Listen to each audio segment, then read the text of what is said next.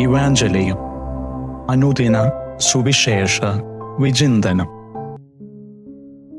ധ്യാനിക്കുന്ന വചനഭാഗം ലൂക്കായുടെ സുവിശേഷം 17-ാം അധ്യായം 11 മുതൽ 19 വരെയുള്ള വാക്യങ്ങൾ.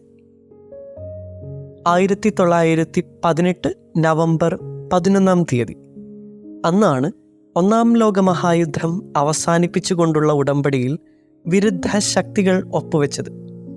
അമേരിക്ക ഉൾപ്പെടെയുള്ള സഖ്യകക്ഷികളുടെ വിജയത്തിൽ യുദ്ധം അവസാനിച്ചു എന്നുള്ള വാർത്ത ന്യൂയോർക്ക് മുഴുവൻ പടർന്നു. ജനം വിജയമാഘോഷിക്കാൻ തെരുവിലേക്കിറങ്ങി. ഈ സമയത്ത് ന്യൂയോർക്കിലെ എംപയർ തിയേറ്ററിൽ ഡിയർ ബ്രൂട്ടസ് എന്ന സംഗീത നാടകത്തിൻ്റെ റിഹേഴ്സലിൽ പങ്കെടുക്കുകയായിരുന്നു ഹെലൻ ഹെയ്സ് എന്ന് പറയുന്ന പെൺകുട്ടി. 20-ാം നൂറ്റാണ്ട് കണ്ട ഏറ്റവും മികച്ച അമേരിക്കൻ നടിയാണവർ. എമ്മി, ഗ്രാമി, ഓസ്കർ, ടോണി എന്നീ 4 പ്രധാന അവാർഡുകൾ നേടിയ ലോകത്തിലെ ആദ്യത്തെ സ്ത്രീ. വാർത്ത അറിഞ്ഞ ഉടനെ ഹെലൻ റിഹേഴ്സൽ നിർത്തി തെരുവിലൂടെ ഓടി. പക്ഷെ അവൾ തെരുവിലിറങ്ങി നൃത്തം ചെയ്തില്ല, എല്ലാവരെയും പോലെ ആർപ്പ് വിളിച്ചില്ല, മദ്യഷാപ്പിലേക്ക് ഓടിപ്പോയില്ല. ഹെലൻ നേരെ പോയത് ന്യൂയോർക്ക് സിറ്റിയിലെ സെയിൻറ്റ് പാട്രിക് കത്തീഡ്രലിലേക്കാണ്. യുദ്ധം അവസാനിച്ചതിന് മുട്ടുകുത്തി അവൾ ദൈവത്തിന് നന്ദി പറഞ്ഞു. ഹെലൻ എഴുതിയൊരു പുസ്തകമുണ്ട്, എ ഗ്യാദറിംഗ് ഓഫ് ഹോപ്പ്.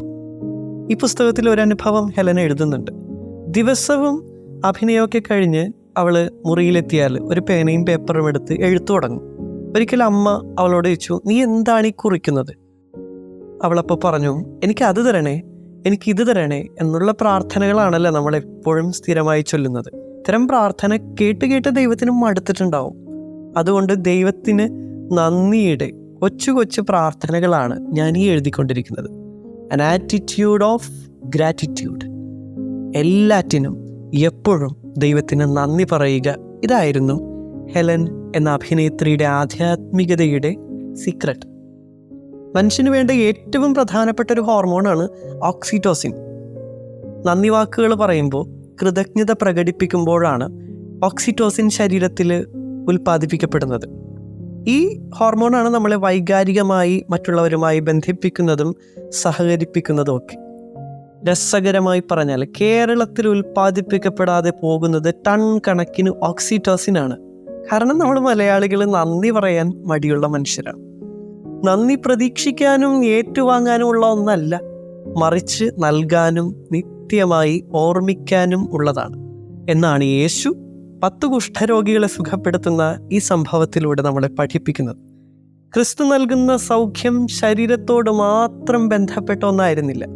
അതൊരാളുടെ എല്ലാ തലങ്ങളിലുമുള്ള ശ്രേഷ്ഠത, ഡിഗ്നിറ്റി വീണ്ടെടുക്കൽ കൂടിയാണ്. ഇത് തിരിച്ചറിഞ്ഞത് സൗഖ്യമാക്കപ്പെട്ട 10 കുഷ്ഠരോഗികളിൽ ഒരേ ഒരാൾ മാത്രമാണ്. അയാൾക്ക് ലഭിച്ച രോഗശാന്തി ഒരു ഭൗതിക അനുഭവം മാത്രമായിരുന്നില്ല, ശരീരത്തിൽ നിന്ന് ആത്മാവിലേക്ക് പടരുന്ന ഒരു ദിവ്യാനുഭവം കൂടിയായിരുന്നു.